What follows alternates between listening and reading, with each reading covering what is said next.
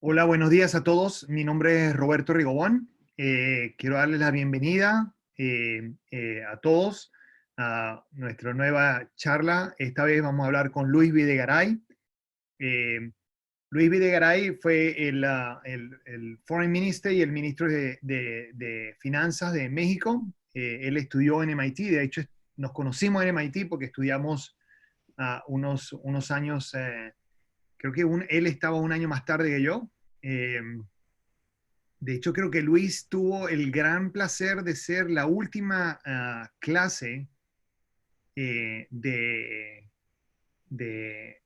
Bob Solo. No es así, Luis. Tú fuiste el último, Es correcto, es correcto. Yo estuve antes me que tocó, Luis. fui esa generación yo.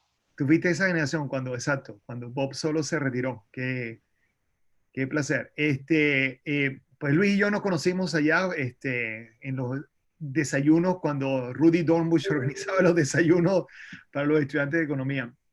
Luis es un economista increíblemente versátil, toca muchísimos temas, tremendamente inteligente, tremendamente profundo en lo que hace y creo que hoy la charla va a ser muy, muy productiva porque vamos a hablar de temas que no hemos discutido en todos estos 2 meses que hemos estado haciendo estos seminarios. Eh, Creo que va a ser muy productivo para nosotros tener esta conversación. Algunas cosas de orden. Eh, Ustedes pueden hacer preguntas tanto en el chat como en el Q&A. Nosotros vamos a tratar de tomar en cuenta todas sus preguntas a medida que van llegando. Eh, por favor, la ventaja de ponerlas en el Q&A, que está en la parte de abajo de su Zoom, es que ustedes pueden hacer votar por las preguntas y entonces van subiendo. Típicamente recibimos 30, 40 preguntas y es difícil para nosotros leer todas las preguntas. Si ustedes votan, estamos de alguna forma respondiendo las preguntas que les parecen más interesantes a ustedes y queremos que esto sea útil para todos ustedes. Le quiero dar las gracias a Jacqueline París y a Lee Oldman de la oficina de MIT de Latinoamérica. Sin ellos esto no pudiese ocurrir y no hubiésemos tenido la organización. Y muy importante, le quiero dar las gracias a Luis, que sé que tiene una agenda tremendamente ocupada para que haya tenido la disponibilidad de venir. Luis, es un verdadero, verdadero placer que estés aquí y bienvenido. Muchas gracias, Roberto. Efectivamente, tú y yo fuimos contemporáneos en, en los noventas, aquí en Cambridge, en MIT. eh, y yo lo que recuerdo es que el alumno más brillante, el que tenía una capacidad analítica súper dotada, era Roberto Rigo. No, no, no, no. Nadie aspiraba a ser como Roberto Rigobón porque sabíamos que no podíamos, porque No, no, no, no, no. no teníamos era realmente una mente privilegiada con una capacidad analítica superdotada. Y ahora ver todas las cosas que haces, todas las innovaciones, todas las nuevas ideas, la manera en que abres brecha en tantas cosas en el pensamiento económico es fascinante. No, no, no, gracias, pero no, nada que ver. Gracias. Este, Empezamos entonces, Luis. Empezamos, sí. Perfecto, muchísimas gracias. Bueno, voy a compartir mi pantalla. Eh, Esta es una presentación, pido una disculpa porque las láminas están en inglés, pero voy a hacer la presentación en español.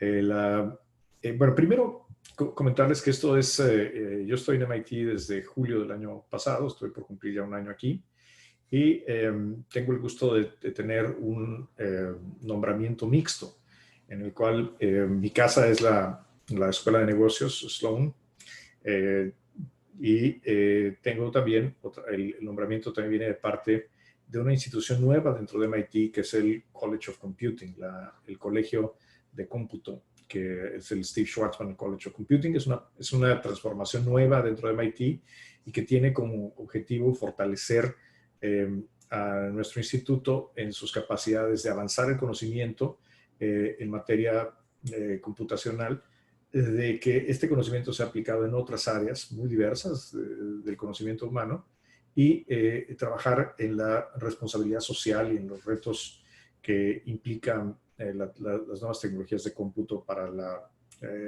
para la sociedad. Lo que mi trabajo está enfocado en este tercer pilar del colegio y particularmente en la política pública, lo que los gobiernos pueden hacer para tener un mejor uso en sus sociedades de estas tecnologías que son al mismo tiempo fascinantes, pero que sin duda y tienen un gran potencial, pero que también presentan retos muy importantes para nuestras sociedades. Y tratamos de hacerlo desde una perspectiva global. Mucha de la conversación sobre la inteligencia artificial está, como es de esperarse, muy basada en los países donde se desarrolla esta tecnología, por supuesto los Estados Unidos, China o los países de la Unión Europea, donde también hay un fuerte impulso regulatorio, pero la discusión es menos intensa respecto al resto del mundo. Y esto es algo interesante porque el potencial, para bien y para mal, de esta tecnología tal vez es mayor en los países que se desarrollan.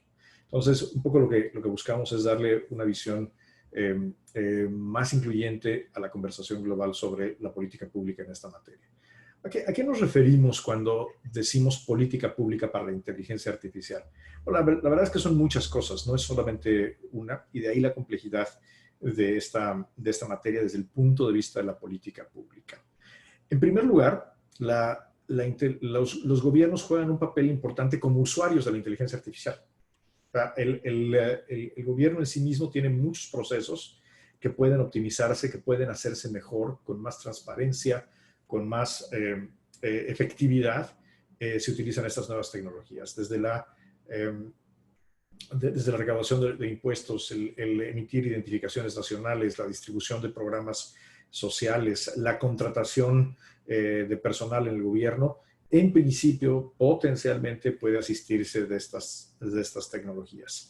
Así que mucho de la actividad que vemos en el sector público tiene que ver con el gobierno como usuario. En segundo lugar, los gobiernos también son una fuente de financiamiento muy importante. Sabemos que la investigación básica, el desarrollo de tecnología está financiado en gran medida por los gobiernos. Los gobiernos también son la fuente principal de financiamiento para la educación científica. Hay algunos gobiernos, el caso emblemático es China, pero no es el único, donde los gobiernos también invierten como empresarios. El gobierno invierte en fondos de capital de riesgo, venture capital. Y por supuesto está todo en la discusión de los incentivos fiscales como un instrumento para acelerar la inversión pública y privada en el desarrollo de esta tecnología. Un tercer elemento tiene que ver con la política económica. Sabemos que el desarrollo de la inteligencia artificial tiene el potencial de desplazar mano de obra, incluyendo mano de obra calificada, que puede generar desempleo, puede generar desigualdades, y mucho del trabajo que se ha hecho en MIT tiene que ver con esto. Hay una iniciativa muy importante dentro de MIT que se llama The Work of the Future Task Force, el equipo que trabaja para investigar el futuro del empleo ante el desarrollo de la tecnología, que está produciendo conclusiones interesantes. Pero no son las únicas preguntas en materia de política económica. También, por ejemplo, la concentración en los temas de política de competencia o de estabilidad financiera que implica el uso de algoritmos son también muy importantes. Hay una discusión muy relevante, tal vez la más intensa en este momento desde el punto de vista de política pública, acerca de problemas específicos, de problemas sociales, hay quienes los llaman problemas éticos, que puede generar el uso de esta tecnología en materia de privacidad, de equidad, el que las decisiones sean explicables, que no sean cajas negras, el que no sean frágiles los sistemas, y quién es responsable, a final de cuentas, por el uso de estos sistemas. La inteligencia artificial interactúa con la democracia. Hay preocupaciones fundadas, en mi opinión, acerca del uso de esta tecnología para la manipulación, para el exceso de vigilancia o incluso el habilitar tecnológicamente regímenes autoritarios. Y hay, por supuesto, una dimensión geopolítica de la inteligencia artificial, el hecho de que se están desarrollando modelos competitivos. Se habla mucho de la separación tecnológica entre los Estados Unidos por un lado y China por el otro. hay elementos de seguridad nacional y el uso, y se habla incluso de una nueva guerra fría ahora en materia de inteligencia artificial. Y finalmente quiero yo destacar un elemento muy importante que es el impacto de la inteligencia artificial en el cambio climático. Y aquí hay elementos positivos y negativos. Positivos, el uso de esta tecnología para optimizar el consumo de energía, para disminuir la huella de carbón, pero por otro lado, cómo el entrenamiento de estos modelos puede ser cada vez más intensivo en necesidades de energía y por lo tanto el machine learning o el entrenamiento de máquinas puede generar una mayor cantidad de emisiones, lo cual sin duda introduce un elemento complejo desde el punto de vista de política pública y muy importante. Ahora, lo que estamos aquí tratando de hacer en este proyecto es un poco cerrar la brecha que existe entre la conversación entre científicos y tecnólogos, tanto en la academia como en el sector privado, y por otro lado, quienes hacen política pública en el mundo. Y la realidad es que hay una brecha muy grande. En primer lugar, hay un rezago en la información. O sea, lo que se discute en el ámbito de la política pública es algo que se viene discutiendo años atrás en el ámbito de la academia. Por ejemplo, el tema de privacidad en el uso de los datos y ciertas herramientas, por ejemplo, lo que se llama la técnica de privacidad diferencial o differential privacy, es algo que se conoce desde hace muchos años, por lo menos 10 años desde que esta técnica se desarrolló. Y, sin embargo, es mucho más reciente su reconocimiento y adopción como un instrumento de política pública. Más importante que el rezago es el hecho de que típicamente alguien que hace política pública, y yo me incluyo entre ellos porque yo vengo de ese ámbito, no necesariamente entendemos el lenguaje científico y necesitamos traducciones. ¿Quién traduce? La prensa. Los multilaterales juegan un papel importante, por ejemplo, la OSD juega un papel muy importante, el Banco Mundial. Hay think tanks, los consultores, las propias empresas de tecnologías pueden ser traductores en ocasiones, pero sin duda hay un problema de lenguaje y hay mucho hype, hay muchas cosas que se ponen de moda y que no necesariamente son los conceptos analíticos más útiles para la definición de política pública. ¿Qué puede...? ¿Te puedo hacer una pregunta en el slide anterior? ¿Puedes ir al slide anterior que me pareció muy interesante? Claro, por supuesto. El language gap me parece muy interesante porque lo que acaba de describir es que los políticos no entienden a los técnicos. ¿No existe también un language gap en el otro sentido? Que a veces... Esto es completamente bidireccional. Ok. Ahora que tengo la oportunidad de estar en MIT, me doy cuenta que efectivamente van las dos direcciones, porque no necesariamente la academia hace un esfuerzo por entender cuáles son los problemas importantes, cuáles son las necesidades urgentes, dónde están las cosas que se necesitan. A veces es más, se desarrollan ciertas tecnologías o ciertas técnicas y se convierte en esto del martillo buscando un clavo, ¿no? Más que realmente ver dónde están los problemas y desarrollarlas y desarrollar las herramientas que se requieren para atender esos problemas. Entonces, sí, creo que esto viene de los dos lados y de lo que se trata es de generar una conversación, de generar una conversación útil para ambas partes. Buenísimo, gracias. Quiero aquí presentarles 3 cosas que, sin embargo, ya alguien que se dedica a la política pública en materia de la inteligencia artificial puede aprender hoy o podemos decir que ya son conclusiones bastante establecidas. La primera es que esta no es una tecnología que deba desarrollarse sin regulación o sin algún tipo de contención de política pública. Hay problemas reales que puede generar el uso indiscriminado o irreflexivo de esta tecnología y por lo tanto, conforme esta tecnología se ha vuelto ampliamente utilizada en el mundo y continuará, se requiere sin duda rieles regulatorios, por llamarles de alguna manera, o de política pública. Por cierto, algo que debía haber dicho al principio, Roberto, es que cuando estamos hablando, para efectos de esta presentación, de inteligencia artificial, estamos hablando en realidad de un tipo específico de inteligencia artificial, que es la inteligencia artificial estadística, que es el machine learning, o específicamente la más potente, que es el deep learning, que es una subcategoría de la inteligencia artificial. Utilizamos el término de la inteligencia artificial porque es el que se utiliza muy ampliamente, es el que atrae más atención de la opinión pública, pero en realidad estamos hablando de un método que es un método sofisticado, muy potente para el reconocimiento de patrones, para hacer predicciones e incluso para tomar decisiones que le delegan seres humanos, pero no es propiamente una inteligencia en el sentido cuando hablamos de un cerebro humano, por ejemplo, ¿no? Son cosas un poco diferentes. A esto es a lo que nos estamos refiriendo, pero aún esta tecnología, que es una tecnología muy potente de reconocimiento de patrones en los datos, necesita para su aplicación rieles de política pública y de regulación. En segundo lugar, creo que algo muy importante es que las políticas tienen que definirse de una manera incluyente e interdisciplinaria. Esto es algo que es injusto encargárselo a los científicos en materia de computación. Esta es una discusión que debe ser incluyente, que debe ser de todos quienes son afectados y debe tener una participación diversa de la representación de las sociedades y de las diferentes visiones disciplinarias. Esto no se le puede simplemente pedir a quienes desarrollan la tecnología que cumplan con ciertos objetivos sociales. Sería un enfoque insuficiente y equivocado.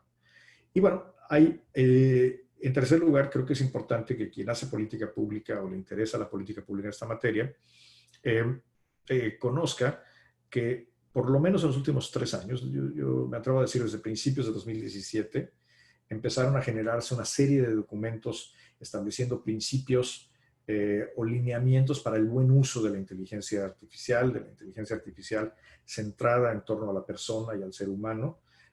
Y hay distintas versiones, no todas son iguales, pero ha emergido un razonable consenso acerca de cuáles son los valores. Voy a presentarles en esta siguiente lámina un resumen de los principios que recogió la OECD el año pasado y que después fueron también reconocidos por el G20. El G20 es importante porque incluye a los Estados Unidos, porque incluye a China, toda la Unión Europea y muchos otros países, incluyendo algunos de Latinoamérica. Y bueno, pues se reconoce que el uso de la inteligencia artificial debe de cumplir con una serie de características para ser socialmente deseables. Por supuesto, que sea incluyente, que esté centrada en valores humanos de la libertad, la dignidad y la autonomía. Muy importante, la privacidad y protección de datos. El que sea justa y no discriminatoria. La diversidad, la justicia social. Un elemento clave es la transparencia y la explicabilidad, porque muchas veces estos modelos son tan complejos, particularmente los modelos de aprendizaje profundo o deep learning, que se convierten en cajas negras donde es difícil entender las decisiones.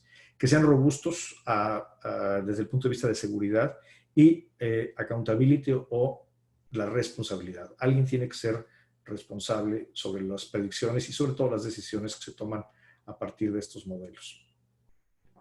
Quiero poner un ejemplo, algo muy conocido y muy desafortunado en los primeros usos de la inteligencia artificial o del machine learning. En este caso, algoritmos desarrollados a partir de bases de datos para asistir decisiones judiciales, específicamente en Estados Unidos la decisión de liberar o no a alguien que está en prisión. Y lo que se muestra aquí es que el algoritmo sistemáticamente cometía un error discriminatorio, asignando probabilidades más altas a aquellas personas de raza negra, a pesar de que una revisión del expediente indica que la persona, en este caso los ejemplos de raza blanca, tienen objetivamente una mayor probabilidad de volver a delinquir. Y esto es algo, esta es información pública ampliamente conocida, pero que pone de manifiesto de una manera muy contundente el riesgo de utilizar esta tecnología de reconocer patrones en bases de datos complejas y tratar de sacar conclusiones, ya sea predicciones o incluso decisiones sin entender que la tecnología está recogiendo una serie de sesgos que existen en los datos o que existen en las instituciones. Aquí quiero poner otro ejemplo de cómo esta tecnología puede ser una espada de doble filo. En el caso de la atención a la pandemia del COVID-19. Por un lado, este es un ejemplo de MIT dio a conocer hace un mes exactamente 10 proyectos relacionados con el uso de inteligencia artificial para la atención de la pandemia. Cosas, algunas de ellas fascinantes, como el utilizar algoritmos para identificar moléculas que pueden convertirse en medicina para el tratamiento de la enfermedad, o herramientas para un mejor regreso a la normalidad económica. Sin embargo, también en el contexto de la pandemia, esta es una nota del New York Times, pues se habla como en el caso de China, se está utilizando esta tecnología de una manera agresiva para separar a la población y autorizar o no, y de manera muy individualizada, si la gente puede salir a la calle o no. Y es una tecnología que utiliza el gobierno chino, por ejemplo, para decidir quién puede abordar un autobús o quién puede subir a un tren o a un metro. Y pues con una serie de problemas de privacidad, pero también de no entender qué es lo que está detrás del algoritmo, es poco explicable para la persona, o incluso pudiera haber problemas de sesgo. Entonces, ¿de dónde vienen estos problemas? Algo que hay que recordar es que, a final de cuentas, el machine learning o el deep learning son matemáticas, no es más que eso. Y las matemáticas per se no son el origen del sesgo. El sesgo realmente viene de los seres humanos, del contexto social en el cual las bases de datos se acumularon, o incluso de decisiones que se toman en el diseño de los modelos, porque los modelos requieren ciertas decisiones en el diseño que pueden generar ser el origen de los riesgos, o los datos que se están utilizando muchas veces son el origen de los sesgos. Entonces, esta es una de las razones por las cuales esto requiere un enfoque muy interdisciplinario, donde no solamente los expertos en matemáticas, en álgebra lineal o en cómputo deben ser responsables de atender este problema, sino debe tener una visión mucho más integral con enfoques desde la sociología, la antropología, la economía, la filosofía incluso, y escuchando voces distintas de la sociedad. El problema, insisto, no está en las matemáticas, el problema tiene su origen en el contexto social y en la actividad humana. Ahora, ¿cómo hacer una conversación entre científicos, matemáticos y gente que toma decisiones de política pública? Ya hablábamos de lo distintos, lo separados que son estos contextos. El punto de contacto tal vez más importante es encontrar lo que en inglés llamamos los trade-offs, es decir, qué se sacrifica para tener una cosa a cambio de otra. Donde no hay un trade-off, la política pública no es tan complicada, simplemente hay que adoptar el objetivo y hacerlo. Pero donde lograr un objetivo tiene un costo respecto a otro objetivo importante, la decisión se vuelve compleja, y es donde ahí debe haber una discusión pública. Lo que ustedes tienen en la pantalla son dos expresiones del mundo reales. Estos son modelos. Uno de una graduado de MIT del Media Lab el año pasado, un mexicano además, Alejandro Noriega, quien ha trabajado mucho en el uso del machine learning para la mejor distribución de programas sociales. Y aquí muestra un ejemplo cómo cuidar los datos puede reducir la potencia o qué tan preciso es el algoritmo. El otro ejemplo es un ejemplo tomado de un libro muy bueno que recomiendo ampliamente, que se llama The Ethical Algorithm de Michael Kearns y Aaron Roth, ambos de la Universidad de Pensilvania, donde muestran un trade-off entre el hacer a un modelo más justo y hacerlo más preciso. Y podemos decir, bueno, lo importante es que sea justo. Pero pensemos, por ejemplo, en el caso del diagnóstico médico. Pensemos que es un algoritmo que está dedicado a encontrar en rayos X si hay evidencia de cierto padecimiento pulmonar. Eh, encontramos que por diferentes razones pudiera el algoritmo tener cierto sesgo a que algún grupo social sea diagnosticado consistentemente de manera incorrecta. Eso puede pasar porque muchas veces las bases de datos no son correctamente representativas. Corregir ese riesgo de cierta manera puede implicar que se pierde precisión. Pero perder precisión en este contexto médico puede costar vidas. Entonces, esta no es una decisión trivial. Y la pregunta es, ¿quién debe tomar la decisión? ¿La debe tomar quien desarrolla el algoritmo? ¿La debe tomar el médico? ¿La debe tomar el paciente? O sea, aquí hay una decisión relevante, compleja, y es justamente el punto de encuentro entre los que desarrollan la tecnología y quien desarrolla la política pública y regulatoria. Es en lo que llamamos los trade-offs. Es, por cierto, un término que a veces cuesta trabajo traducir correctamente al español. Compromisos, pero no suena lo mismo, no suena igual. Exacto. A veces se dice balance, Sí. no suena exactamente igual, pero es ahí, ese es el punto de encuentro. Y desde el punto de vista de la ciencia computacional, son estas fronteras de Pareto, es decir, que nos dan las combinaciones óptimas, donde alguien tiene que tomar la decisión. O sea, un científico en computación puede decir, bueno, este es el menú de opciones, pero alguien más tiene que tomar la decisión. ¿Y quién toma esa decisión? Y esa decisión puede ser en el contexto médico, puede ser en el contexto de otorgar un crédito o de una contratación para un empleo o una decisión judicial. Es decir, son decisiones importantes, son decisiones que cambian la vida de una persona de una manera u otra. Quiero terminar la intervención para abrir espacio a preguntas, hablando un poco de lo que está sucediendo en materia de esta discusión en América Latina, Roberto. Y yo creo que América Latina se ha sumado, sobre todo en los últimos 12 meses, de una manera importante y muy alentadora a esta conversación. Quiero, en primer lugar, llamar la atención sobre una iniciativa en el Banco Interamericano de Desarrollo que se llama FAIRLAC. Esta fue presentada en los últimos meses del año pasado, si no mal recuerdo, en octubre o noviembre. Y es un esfuerzo para asistir a los gobiernos de la región, en América Latina y el Caribe, a atender precisamente estos problemas, proveer conocimiento, herramientas de análisis y contribuir a la discusión. El otro, quiero aquí agregar un segundo elemento que me parece muy interesante. Esto proviene de Argentina, donde hay ustedes pueden entrar a la página guía.ai,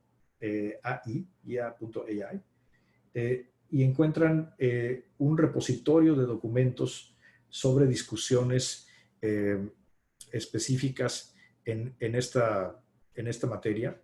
Y creo que se ve que la región está entrando de manera interesante, de manera real, a la discusión. Esta es una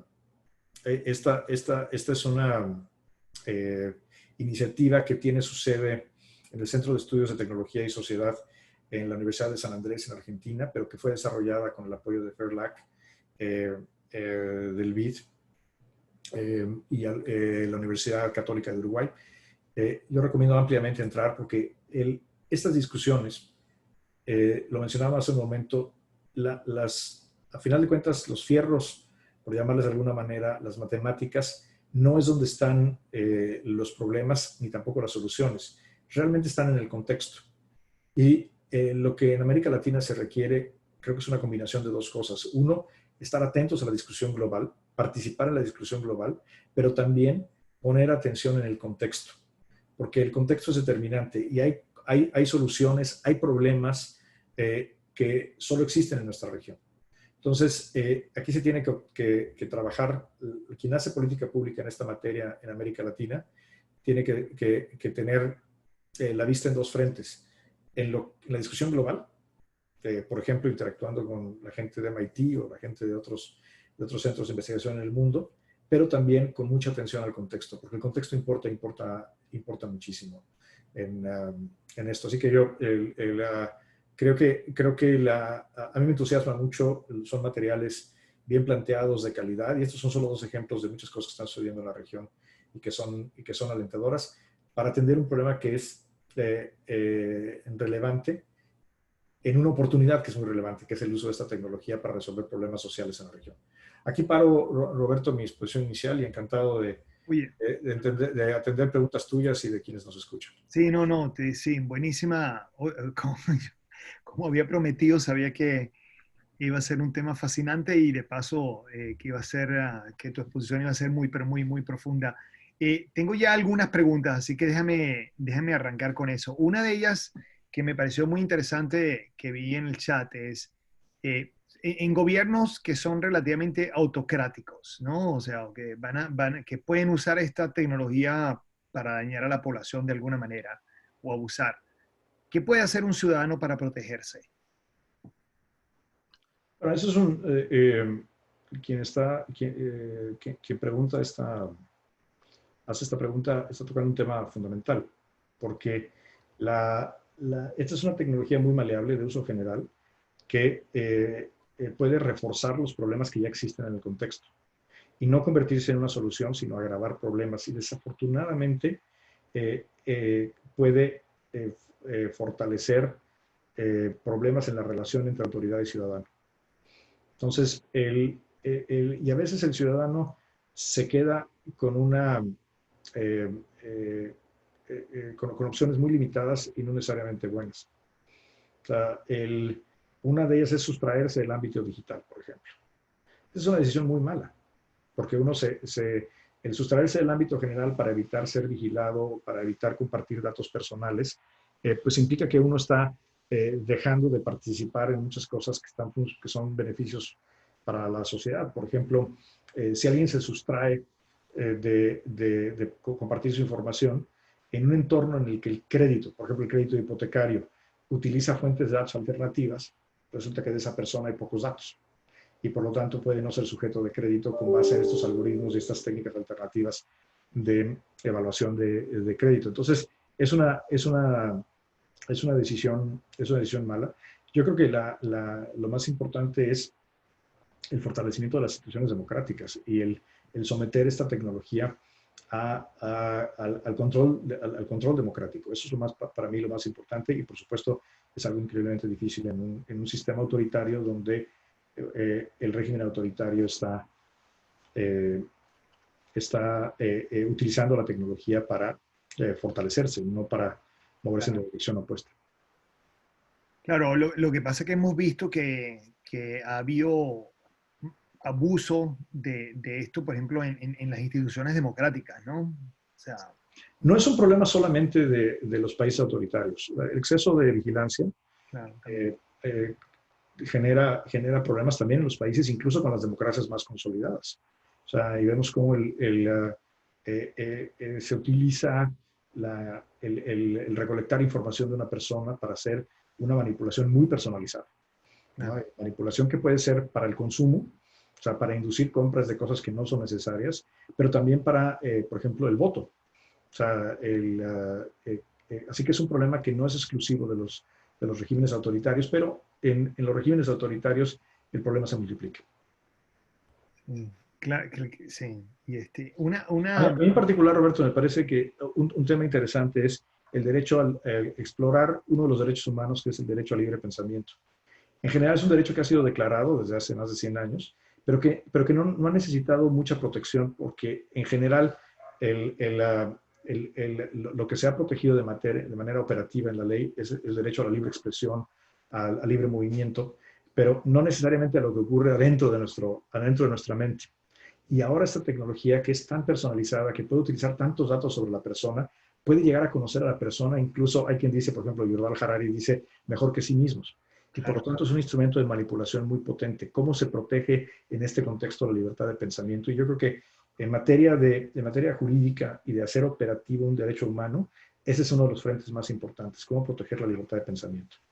claro, y esto me lleva a dos preguntas que veo aquí, pero que también, o sea, justamente hoy estamos haciendo esta charla en lo que se llama Juneteenth en los Estados Unidos, que es el último día del último esclavo en los Estados Unidos, normalmente. Y justamente tú has hablado del sesgo que produce esto en el sistema judicial, justamente con las comunidades minorías, por ejemplo.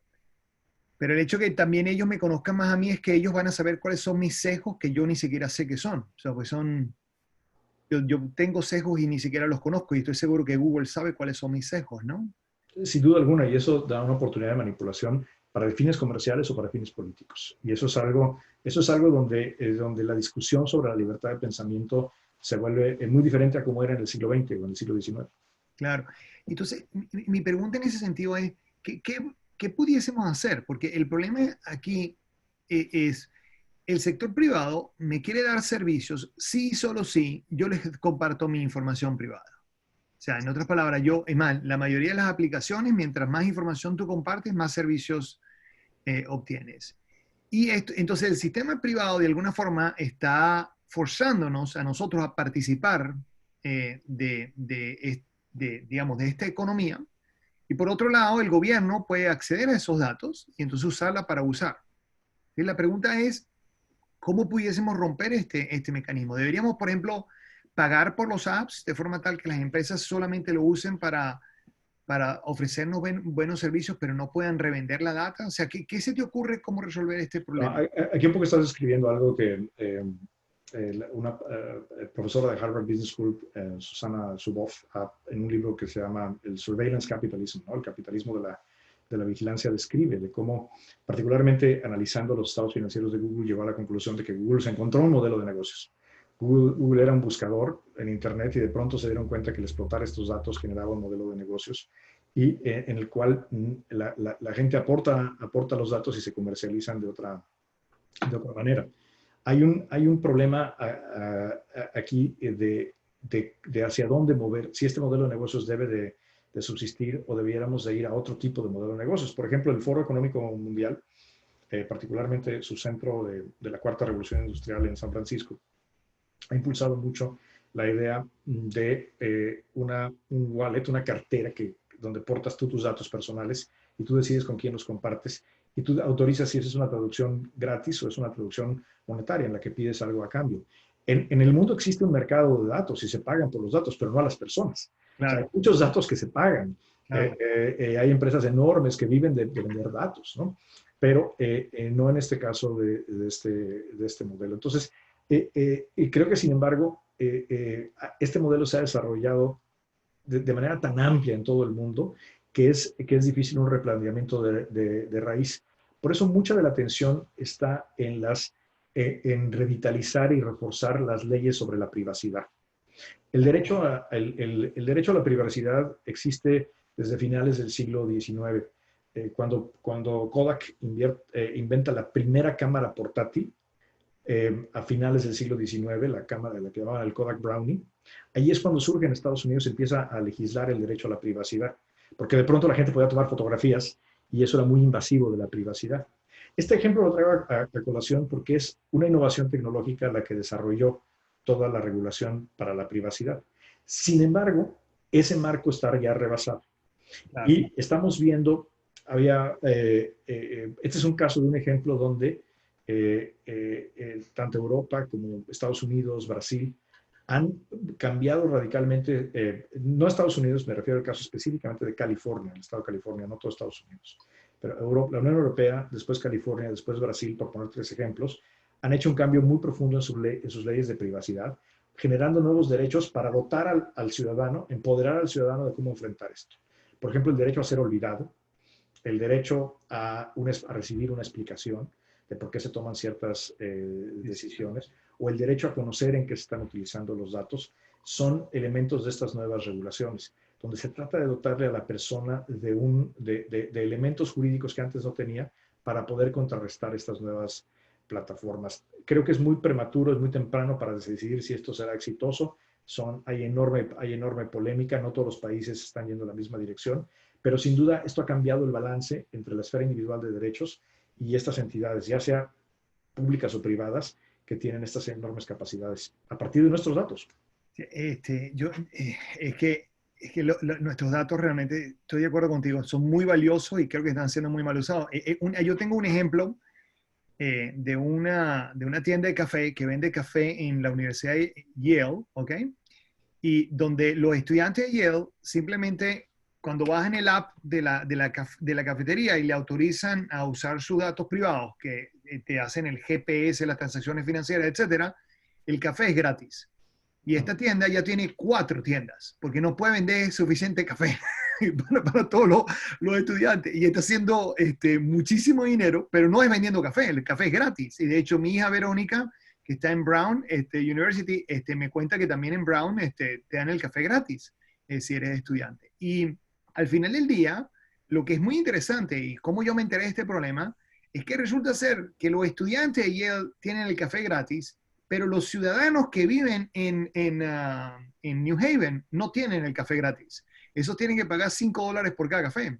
Entonces, lo que es interesante es que eso te da la pauta de que le están dando un servicio diferente a los estudiantes y que la información de los estudiantes tiene que ser mucho más valiosa que un café al día por $5, ¿no? O sea, tiene que ser... Dos reflexiones sobre el valor de la información, Roberto. Primero, es probable que la información valga más de $5. Sí, claro. Por eso. Que si bien el estudiante lo siente como un buen deal porque tiene café gratis, los datos que está compartiendo valen más de $5. En realidad, quien está ganando probablemente es quien captura la información. Pero la otra, que tal vez es la más importante, es los datos en lo individual no valen tanto. Lo que vale enormemente es cuando los datos se agregan. Hay estas economías de escala por el lado de la demanda o network effects. Es la agregación de datos lo que es tremendamente valioso. ¿Esto qué implica? Que hay una tendencia económica natural, de estructura económica, a tener compañías muy, muy grandes. Y el individuo se tiene que relacionar con compañías muy grandes y ahí es donde hay un desbalance muy notorio. Y por lo tanto, fortalecer los derechos individuales es un instrumento muy natural, pero tal vez no es suficiente. Claro. Y es donde porque mucho de lo que se ha hecho, por ejemplo, en Europa, es otorgarle al individuo más derechos. Pero la pregunta es si eso es suficiente o si debe de haber una acción más contundente del Estado en términos regulatorios. Mucho se habla, por ejemplo, de que deberíamos de regresar a los tiempos de Teddy Roosevelt, a principios del siglo XX, donde el Estado adquirió capacidades para romper monopolios. En este caso, no necesariamente se trata de partir a las empresas. No haría mucho sentido partir a Google o partir a Facebook. Pero sí, ¿qué hacer con los datos? ¿Deben de compartirlos o no? ¿Deben seguir siendo datos propietarios? Claro. ¿Deben seguir siendo datos que solamente ellos pueden tener o deben ser datos compartidos? Esta es una discusión importante, por ejemplo, en la Unión Europea, y yo creo que es una discusión muy importante también para nuestra región, la región de América Latina. Y, bueno, última pregunta de este tema y me muevo con otras que tenemos aquí. O sea, un repositorio donde yo ponga mi información de todas las fuentes y yo se lo venda a las empresas. ¿Eso sería una posibilidad donde esto se parece un poco a la idea que tiene el Foro Económico Mundial. Hay diferentes variantes. El punto es que queremos que la gente comparta los datos, porque hay muchos usos muy buenos de los datos. Claro. La solución no debe de ser que nadie comparta los datos. Pensemos, por ejemplo, en innovación médica o en la inclusión financiera. Si nadie comparte los datos, vamos a asegurar que existen millones de personas en el mundo que no van a tener acceso, van a seguir sin acceso al crédito o a los seguros. Entonces, no necesariamente el buen equilibrio es que no se compartan los datos, pero sí tienen que compartirse de una manera que sea mucho más transparente para el usuario y donde la decisión individual cuente. Yo en una clase que doy aquí en MIT, en Sloan, empiezo preguntándole a los alumnos, ¿quién dice mentiras en línea? Por supuesto, nadie levanta la mano. Pero luego me pregunto, a ver, pero ¿qué no han ustedes puesto palomita cuando les preguntan para descargar una nueva aplicación si ya leyeron las 34 páginas de los términos y condiciones sobre privacidad y uso de los datos? Y eso lo hace todo el mundo rutinariamente. ¿Qué quiere decir esto? Que el sistema de consentimiento no funciona, está roto. Necesitamos ir a algo que sea realmente, que signifique algo, porque hoy estas formas de consentimiento en línea significan muy poco y sin embargo le permiten a las empresas tomar todos los datos y hacer con ellos muchas cosas. Tengo una pregunta que creo que vas a poderla responder muy rápido. Pablo pregunta si el problema está en los algoritmos o en la data que los algoritmos usan en términos de discriminación. Realmente es una combinación de las dos cosas. Es súper buena pregunta, porque tal vez la mayoría de los problemas vienen de los datos, porque no son suficientemente representativos. Pero también hay decisiones que se toman al diseñar el modelo que implican una definición. O sea, no son sistemas absolutamente ciegos y que toman los datos y encuentran que hay inferencias que se tienen que hacer, hay decisiones que se toman al modelar. Por ejemplo, lo que se llama feature selection. Decidir qué categorías de datos son las que utilizas, por ejemplo, en un modelo de supervised learning, donde hay etiquetas, que para muchísimos casos se utiliza. Decidir qué categorías de los datos, eso es una decisión que no está en la base de datos, la toma el desarrollador. Y ahí es donde se pueden introducir problemas muy importantes. Por ejemplo, hay un paper de Sendhil Mullainathan que conversábamos hace no mucho tiempo, donde se identifica un error gravísimo para pronosticar pacientes de alto riesgo. Y el modelo correlaciona con ingresos en lugar de con salud. ¿Por qué? Porque al desarrollar el modelo se tomó la decisión de utilizar el ingreso como una variable. Entonces, y también a veces incluso hay decisiones técnicas sobre el tipo de función que se está permitiendo utilizar, con el fin de evitar lo que se llama el overfitting, que es que sea demasiado específico. A veces se toman decisiones que terminan generando sesgos. Y muchas veces el developer no se da cuenta hasta que no ve que el sesgo ocurrió. Esto tiene mucho de ciencia, pero también es un poco artesanal el desarrollo de estos modelos, y por lo tanto viene de los datos, pero también viene del desarrollo del modelo. Esta es una de las razones importantes por las cuales los equipos que desarrollan los modelos deben de ser diversos y debe de estar siempre pensando en la no discriminación y en la inclusión. Eso es lo que nos critican todas las profesoras, nosotros los economistas, que nos metemos en todos lados sin saber, ¿no? Bueno, ahora criticamos a los ingenieros de computación. Yo creo que ahora los ingenieros de computación los critican tanto como a nosotros. Sí, estamos en buena compañía, ¿eh? Tengo otra pregunta interesante. ¿Puedes darnos quién es el que está más avanzado en términos de regulaciones sobre inteligencia artificial? ¿Tú dirías que son los europeos? A ver, esta es una buena pregunta porque ¿qué significa avanzado? Y esto es naturalmente muy controversial. Sin duda, la entidad que ha generado más material y que está trabajando de manera más sistemática en generar regulación, no solamente en protección de datos personales, sino en equidad algorítmica o algorithmic fairness, es la Unión Europea.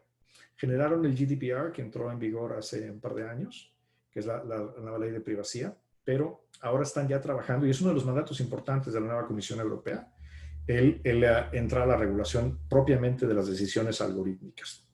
No son los únicos, hay incluso iniciativas de ley presentadas en el Congreso de los Estados Unidos.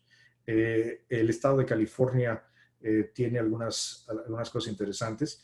Dentro de la Unión Americana, por ejemplo, Vermont, interesante, es un estado relativamente pequeño y principalmente rural.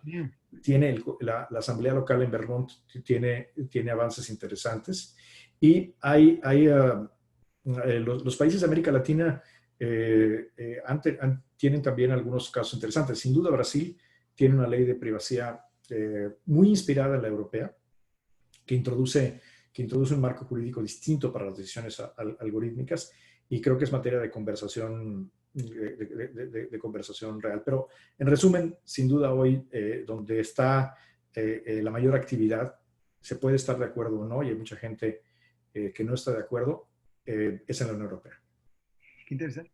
Tengo una pregunta de Vladimir, que creo que la respuesta es sí, pero dice, ¿conoce aplicaciones de inteligencia artificial para la elaboración de cuentas nacionales de los países y el levantamiento de estadísticas? Yo creo que la respuesta debería ser sí, ¿no? Sí, por supuesto que sí. Y el US Census Bureau en Estados Unidos ha avanzado enormemente, y desde el uso de la inteligencia artificial para la recolección de muestras, para la definición de muestras, el uso de técnicas para proteger la privacidad de los datos, por ejemplo, el uso de differential privacy, y por supuesto para construir sistemas de accesibles y de catalogación.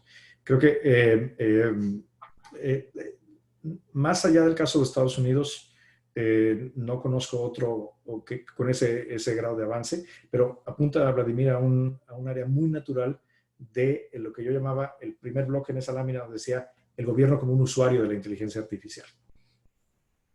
Tengo una pregunta de Rosa que dice, en el contexto de la pandemia y la pospandemia en América Latina, ¿qué ventajas y desventajas en términos de empleo, crecimiento económico y desigualdad podía traer la aceleración del uso de inteligencia artificial? Bueno, lo primero que quiero decir es la pandemia ha sido interesante porque ha mostrado que muchas de las cosas no se pueden solucionar con inteligencia artificial. Hubo como al principio había mucho optimismo y mucha energía en rápidamente, permítanme el término, aventarle algoritmos al problema. Y la verdad es que en la práctica ha sido poco. Fuera de las ciencias biológicas, del uso de algoritmos para descubrimiento de nuevas moléculas, vacunas o tratamientos, fuera de ese ámbito, en general, la inteligencia artificial no ha ayudado mucho. Por ejemplo, en el contact tracing, en el tracking de contactos, Seguimiento. seguimiento de contactos,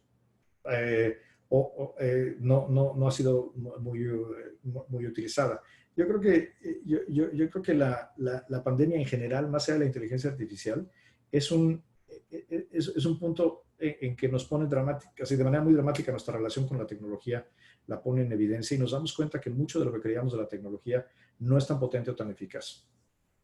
Buenísimo. Déjame moverme de privacidad y sesgos a otro tema que mencionaste muy tangencialmente, que me pareció muy interesante como para terminar el día de hoy, que era tú le llamaste la guerra de AI entre China y USA, ¿no? Estados Unidos. ¿Nos puedes comentar algo? Sí. Bueno, déjame decirte que a mí no me gusta llamarle así, pero desafortunadamente hay gente que lo llama así. Creo que es aplicar el andamiaje mental de la Guerra Fría a un problema distinto y eso genera, pero desafortunadamente estamos viendo cómo empieza a separarse lo que hace apenas algunos años era un ecosistema muy integrado de investigación. Hoy empezamos a ver cierta separación y en MIT lo pulsamos de manera muy clara.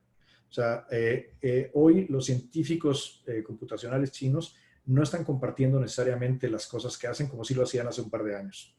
Es cada vez más difícil contratar profesores chinos, el que asistan, bueno, ahora con la pandemia es así por una pantalla, pero el que asistan a eventos o incluso las visas para estudiantes de origen chino, que muchos de ellos son estudiantes extraordinarios con grandes habilidades cuantitativas, cada vez es más difícil.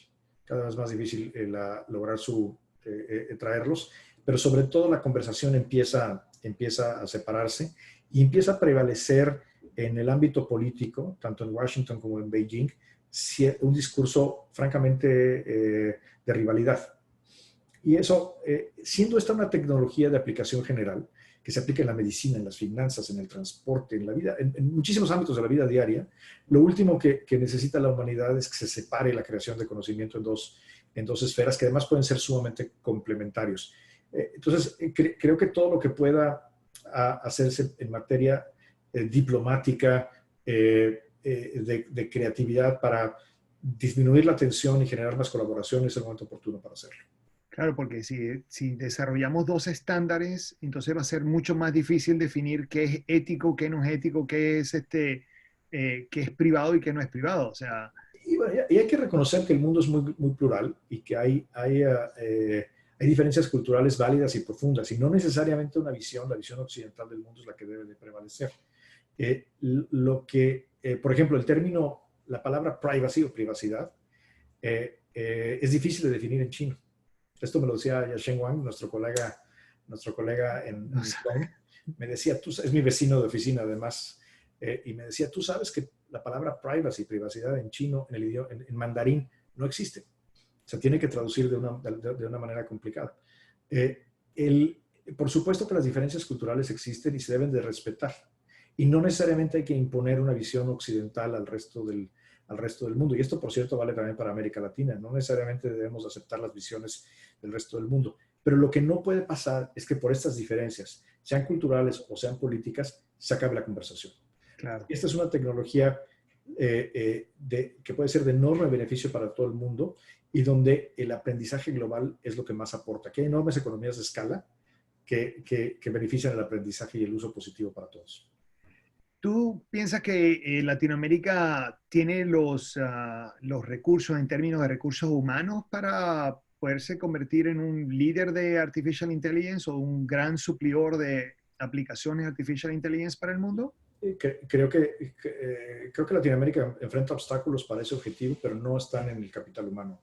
Latinoamérica tiene talento impresionante. O sea, El problema no son los ingenieros. el problema no son los ingenieros. Los ingenieros, por ejemplo, en mi país, México, el talento que hay egresando del Instituto Politécnico, de la Universidad Nacional o de las universidades de los estados es extraordinario. El problema no está ahí. Creo que hay un problema, primero, real en la escala. O sea, los países, tal vez quitando a Brasil, México en menor medida, son países relativamente pequeños y por lo tanto aquí como la agregación de datos es muy importante, un objetivo interesante puede ser la combinación de bases de datos. Por eso las iniciativas regionales son bien importantes. Pensemos en el Uruguay. Uruguay es un país que tiene enormes avances en esta materia, sin embargo es un país relativamente pequeño en cuanto a sus bases de datos. Eso, por cierto, es una de las grandes ventajas que tiene China. China tiene bases de datos monumentales. Nuestros países no necesariamente lo tienen. Pensemos en los países del Caribe, que son países pequeños, relativamente pequeños. Entonces, yo creo que una iniciativa interesante es cómo compartir los datos para el entrenamiento de modelos algorítmicos de una manera que se asegura que proteja la privacidad de los datos. Y hay mecanismos, por ejemplo, toda la tecnología de lo que se llama distributed learning, que puede ser federated learning o split learning, en los cuales el modelo ya no se entrena de una manera central, sino los datos permanecen en diferentes lugares y de manera distribuida o descentralizada se entrenan, puede ser una técnica muy eficaz para que los países de Latinoamérica colaboren. Pero sí creo que aquí, como muchos otros temas, las iniciativas regionales tienen potencial. Por eso me entusiasma mucho que el Banco Interamericano de Desarrollo esté tomando liderazgo en esta materia. Ese sería el instituto idóneo para hacer esto, ¿no? Bueno, yo creo que hay otros, hay más. O sea, hay otras instituciones latinoamericanas o regionales que pueden ayudar. Ahí está CELAC, por ejemplo, que en materia económica puede generar cosas y de otra materia. CEPAL, por supuesto, ¿no? Como parte de Naciones Unidas. La misma OEA. Pero creo que en este caso el Banco Interamericano de Desarrollo ha tomado la iniciativa y vale la pena reforzarlo, pero no tiene por qué ser el único. Hay otras plataformas o pueden crearse nuevas plataformas, asociaciones entre universidades, por ejemplo. Aquí no tiene por qué venir necesariamente de las instituciones tradicionales, pero sí creo que la región, para aprovechar su potencial, puede beneficiarse de cierta agregación y también de cierta especialidad. Hay problemas en los usos de la tecnología en los cuales Latinoamérica puede tener ventajas que otros países no tienen. Claramente finanzas sería una de ellas, por ejemplo, ¿no? Por ejemplo, la inclusión financiera es un área importantísima. Todo lo que sea microfinanzas, que tiene un enorme potencial con el uso de datos alternativos. Creo que la región, hay ya desarrollos en la región que han sido pioneros y que aquí podrían tener un enorme beneficio. Qué bueno. Bueno, ya son las 2 de la tarde, Luis. Quiero darte las gracias tremendamente por haber dedicado esta hora a un tema realmente fascinante. Para que sepan, nuestro siguiente speaker es Daron Acemoglu en un par de semanas. ¡Wow! O sea que... No, ahora sí van a tener uno bueno, un buen speaker. Estabas entre Carmen Reinhardt y Daron, ¿ok? ¡Wow! O sea que, gracias. Súper honrado, Roberto, súper honrado y siempre es un privilegio conversar contigo y muy honrado con toda la gente que toma algo de su tiempo para escucharnos. Es un honor. No, gracias a ti. Muchísimas gracias a todos los participantes. Muchas gracias a Lee Oldman, a Jacqueline Taylor y a todos los organizadores. Y en especial, muchas gracias a ti, Luis, por habernos dedicado esta hora una discusión fascinante que nos ha desviado un poco de COVID y yo creo que es saludable que mentalmente nos separemos un poco de COVID para entender que todavía tenemos otros retos en el mundo. Y gracias por ayudar tanto a Latinoamérica en todo lo que has hecho en todos estos años. ¿Ok? Muchísimas gracias. Gracias, Robert. Un abrazo. Un abrazo a todos. Nos vemos pronto en el siguiente seminario. Hasta luego. Chao, Luis. Gracias.